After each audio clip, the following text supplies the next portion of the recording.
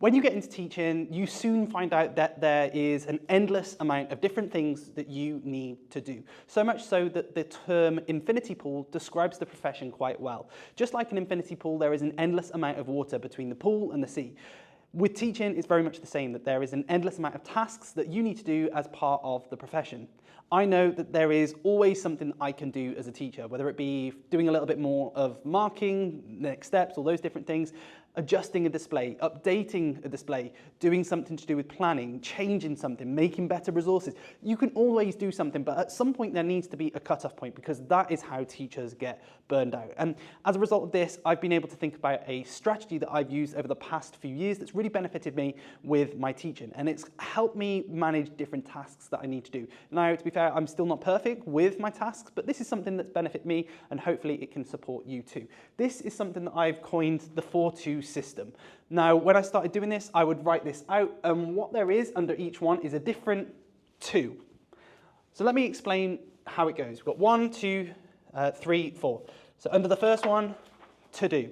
The to do one is something that you have to do straight away. So I know that if I don't get these things done, then at the end of the day, I've got lots of different bits and pieces that I need to get done. So we've got things like marking. If I don't keep on top of my marking throughout the day, it ends up being a week that I've got loads of marking at the end, and that's how you get really snowed under when it comes to workload.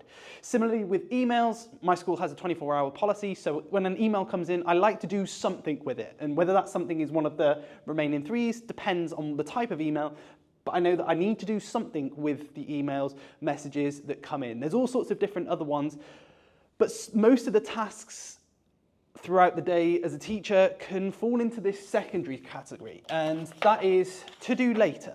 Now, you'll know that not everything as a teacher needs to be done straight away. Some things, like planning, can be done slightly later on. I know that I've got a week in which I can block out when I'm going to plan certain lessons. So on a Monday, I might plan the next Monday's lesson and Tuesday's lesson. And then on a Wednesday, when my next free is as a teacher, I might plan that out. If you have PPA in the UK, you have that time block that you can start to focus on those different things. Similarly with reports, I might look at certain sessions, and one of the videos that I've made in the past where I'm looking at how I'm going to utilize weekends or time after school to smash out different bits of reports, or whether I'm going to do that in the morning.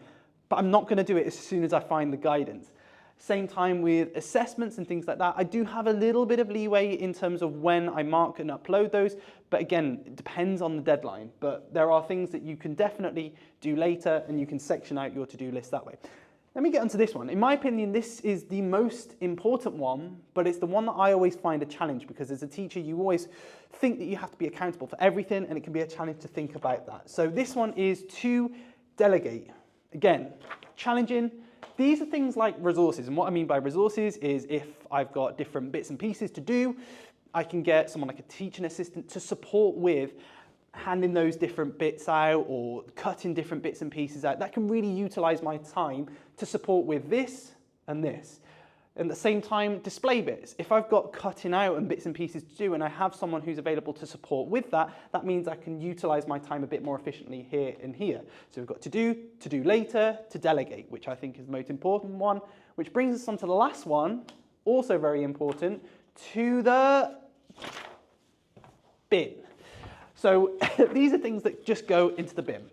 Now, it's really hard for me to tell you what things can go into the bin, because your school will have different things that are important too. Certain emails, I know that as a subject leader in the past, I've had different emails that have come into my account of companies trying to sell different bits and pieces that I'm like, it's not quite right at the moment, so I can get rid of those. And you can make that judgment yourself. And again, I work at a school that is primary through to secondary, so there's certain things here that just aren't going to apply to me as a teacher, so I can just bin those.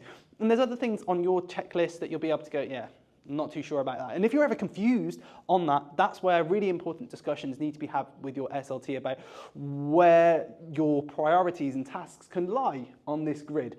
So that's one of the benefits, is you can have discussions about that, and it helps you to think about ways to systemize your different tasks. And hopefully that's going to save you a little bit more time. If you found this video useful, make sure you like the video, and also follow me for more teacher training videos.